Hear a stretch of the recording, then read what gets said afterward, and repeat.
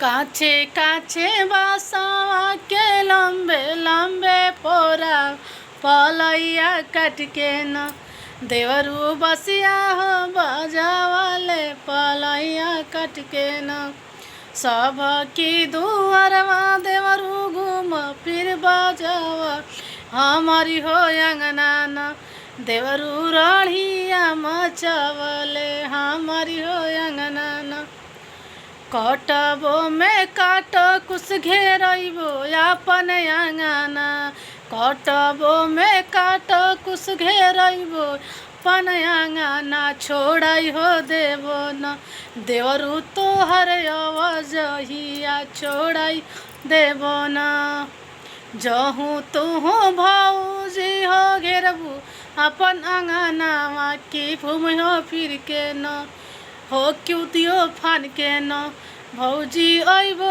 तोरी अंगनावा की कुदियो फान के न भौजी अइबो तोरी अंगना की कुदियो फान के न।